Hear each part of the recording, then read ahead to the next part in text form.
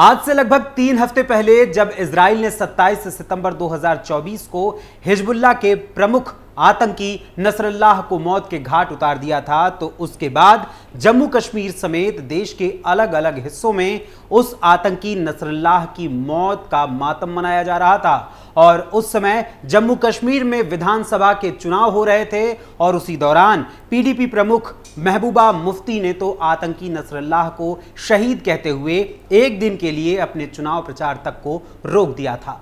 वहीं सूबे की राजधानी लखनऊ में भी मुस्लिम नेताओं की अगुवाई में मुस्लिम समुदाय के लोगों ने सड़कों पर उतरकर कैंडल मार्च निकाला था। बल्कि लखनऊ ही नहीं अपितु देश के अलग अलग हिस्सों में भी इजराइल की ओर से की गई इस कार्रवाई का विरोध किया गया था और कैंडल मार्च निकालकर नसरल्लाह को श्रद्धांजलि दी गई थी और देश भर में इजराइल की कार्रवाई के खिलाफ पुख्ता आवाज उठाई गई थी।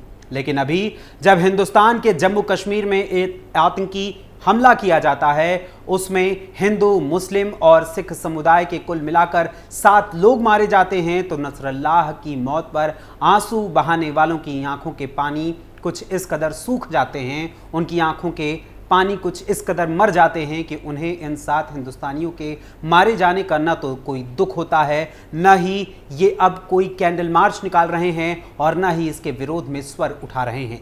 और ऐसे लोगों को हिंदुस्तान से दाना पानी चाहिए, मगर हिंदुस्तान के लोगों के लिए कभी ये आवाज़ उठाने की जहमत नहीं उठाते हैं। आखिर कौन है वो 7 हिंदुस्तानी जिन्हें निशाना बनाकर आतंकियों ने अपना मंसूबा साफ किया है, और क्या है इस आतंक की पूरी कहानी और उसके बाद का क्या दर्द बयां होता है उन सभी लोगों के परिवारों का, इस बारे में आज मैं आपको बताऊंगा थर्ड आई के आज के इस अंक में।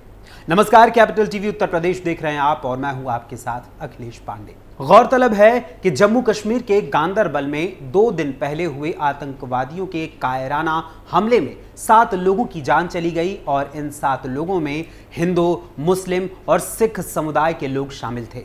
रविवार 20 अक्टूबर की रात 11:10 पर केंद्रीय गृह मंत्री अमित शाह सोशल मीडिया पर यानी सोशल मीडिया प्लेटफॉर्म एक्स पर एक ट्वीट करते हैं, जिससे इस मामले की आधिकारिक जानकारी सामने आती है कि जम्मू कश्मीर के गांदरबल जिले के गगनगीर में आतंकियों ने हमला किया और 7 लोगों को इस हमले में अपनी जान गंवानी पड़ी है। दरअसल केंद्रीय गृह मंत्री अमित शाह ने एक्स पर पोस्ट करते हुए ट्वीट कर लिखा था, जम्मू कश्मीर के गगनगीर में नागरिकों पर हुआ ये कायरतापूर्ण आतंकी हमला कायरतापूर्ण घृणित कृत्य है। इस जघन्य कृत्य में शामिल लोगों को बख्शा नहीं जाएगा और उन्हें हमारे सुरक्षा बलों की ओर से कठोरतम जवाब का सामना करना पड़ेगा। इस अत्यंत दुख की घड़ी में मैं मृतकों के परिवारों के प्रति अपनी हार्दिक संवेदना व्यक्त करता हूं, घायलों के शीघ्र स्वस्थ होने की प्रार्थना करता हूं। आपको बता दूं कि जम्मू कश्मीर के गांदरबल में हुए आतंकियों के इस कायराना हमले में 7 लोगों को अपनी जान गंवानी पड़ी। वहीं मरने वालों में एक स्थानीय डॉक्टर और टनल पर काम करने वाले 6 कर्मचारी शामिल हैं। इन मरने वालों में 5 लोग गैर स्थानीय हैं, जिनमें 2 अधिकारी वर्ग और 3 श्रमिक वर्ग के हैं। वहीं इस आतंकी अटैक में 5 अन्य मजदूर भी गंभीर रूप से घायल हुए हैं, जिन्हें इलाज के लिए श्रीनगर के एक स्थानीय हॉस्पिटल में भर्ती कराया गया है। वहीं इस हमले के बाद सुरक्षा बलों ने जम्मू कश्मीर पुलिस के साथ मिलकर सर्च ऑपरेशन शुरू कर दिया है। गौरतलब है कि जिन श्रमिकों पर हमला किया गया है वो जेड मोड़ सुरंग पर काम कर रही निर्माण टीम का हिस्सा थे, जो कि मिडिल कश्मीर के गांदरबल जिले की गगनगीर घाटी को सोनमर्ग से जोड़ती है।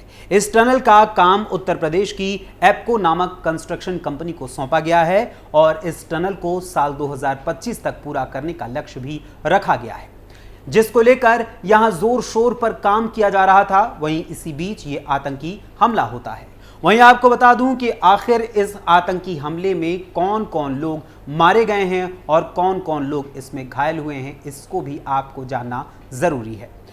आतंकियों के इस कायराना हमले में कुल 7 लोगों की मौत हुई है। वहीं इनके अलावा 5 अन्य लोग गंभीर रूप से घायल भी हुए हैं। सबसे पहले बात करते हैं उनकी जिन्होंने इस आतंकी हमले में अपनी जान गंवाई है।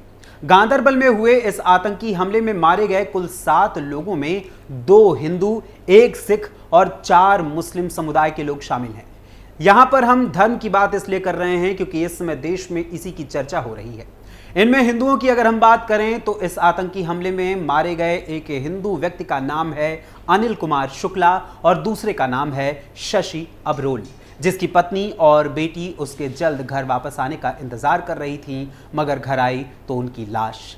वहीं इस हमले में मारे गए सिख समुदाय के युवक का नाम है गुरमीत सिंह, जो कि पंजाब के गुरदासपुर का रहने वाला था। वहीं इनके अलावा इस आतंकी हमले में मारे गए मुस्लिम समुदाय के 4 लोगों में डॉक्टर शाहनवाज, फहीम नज़ीर, मोहम्मद हनीफ और कलीम का नाम शामिल है, जिनमें से किसी के परिवार में शादी थी तो किसी के घर वाले उसके सकुशल वापस लौटने का इंतजार कर रहे थे, मगर उनके घर आई तो उनकी मौत की खबर।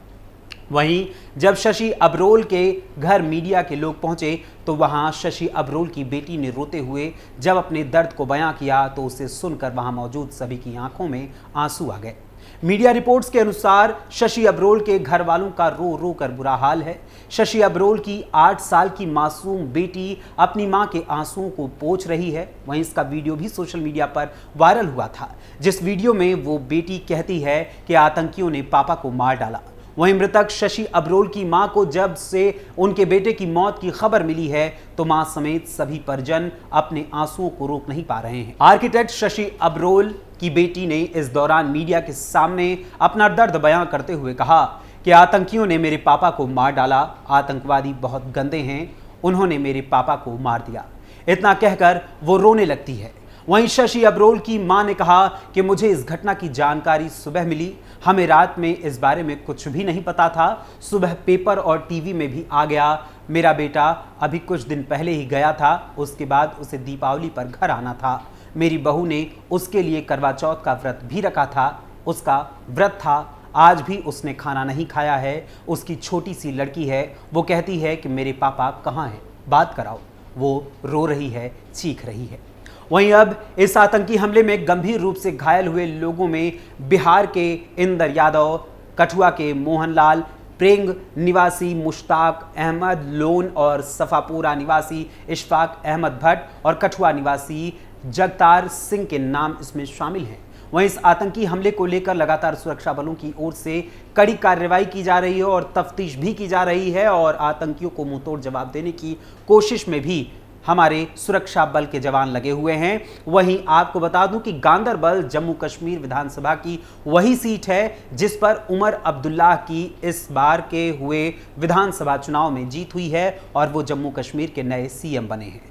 लेकिन यहां गौर करने वाली बात है कि इस आतंकी हमले में जहां 7 लोगों की मौत हुई है, जिनमें से खुद मरने वालों में 4 मुसलमान, 2 हिंदू और 1 सिख समुदाय के हिंदुस्तानी शामिल हैं और इनके लिए पीडीपी प्रमुख महबूबा मुफ्ती और अन्य मुस्लिम लीडर्स या पीडीए के पैरोकारों की ओर से कोई दुख, पीड़ा या संवेदना व्यक्त नहीं की गई है और न ही इनके लिए अब देश के किसी भी हिस्से में या किसी भी कोने में कोई कैंडल मार्च निकाला जा रहा है।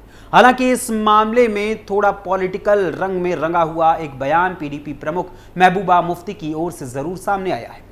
दरअसल पीडीपी प्रमुख महबूबा मुफ्ती ने सोशल मीडिया प्लेटफॉर्म एक्स पर पोस्ट करते हुए एक ट्वीट कर लिखा, सोनमर्ग में हुए बर्बर हमले के बाद ऐसी खबरें हैं कि स्थानीय प्रशासन गैर स्थानीय मजदूरों पर तुरंत घाटी छोड़ने का दबाव बना रहा है। मैं उनकी घबराहट को समझती हूं, लेकिन उन्हें इस तरह से घाटी छोड़ने के लिए कहना कोई समाधान नहीं है। इससे केवल और अधिक मुश्किलें पैदा होंगी और देश को बहुत बुरा संदेश जाएगा। जम्मू कश्मीर में हाल ही में शांतिपूर्ण व आतंकवाद मुक्त चुनाव हुए हैं और इस तरह की प्रक्रिया या इस तरह की प्रतिक्रिया इसके विपरीत ही साबित होगी। इससे दूसरे राज्यों में काम करने और पढ़ाई करने वाले कश्मीरियों के खिलाफ भी आक्रोश फैल सकता है। मुख्यमंत्री उमर अब्दुल्ला और एलजी मनोज सिन्हा जी से अनुरोध है कि वे हस्तक्षेप करें और कम से कम उन्हें पर्याप्त समय दें। यानी जिस घाटी में शांति बनाए रखने के लिए निरंतर प्रयास किए जा रहे हैं और जो जम्मू कश्मीर देश का हिस्सा है, उसी से इस देश के लोगों को बाहर निकालने के लिए पर्याप्त समय दिए जाने की मांग और उसकी पैरवी कर रही हैं पीडीपी प्रमुख महबूबा मुफ्ती।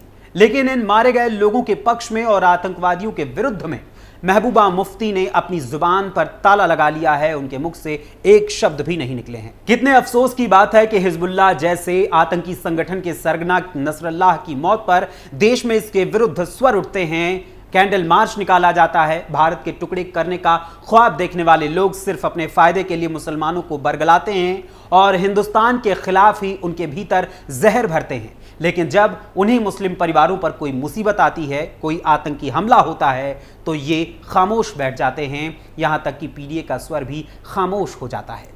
इस आतंकी हमले और नसरुल्लाह का पक्ष लेने वाले उन मौका परस्त मुस्लिम नेताओं के बारे में आपका क्या कहना है, जो इस देश में नफरत की आग लगाते हैं? इस बारे में हमें अपने कमेंट्स के जरिए जरूर बताइएगा। फिलहाल अभी के लिए थर्ड आई के इस अंक में आज बस इतना ही।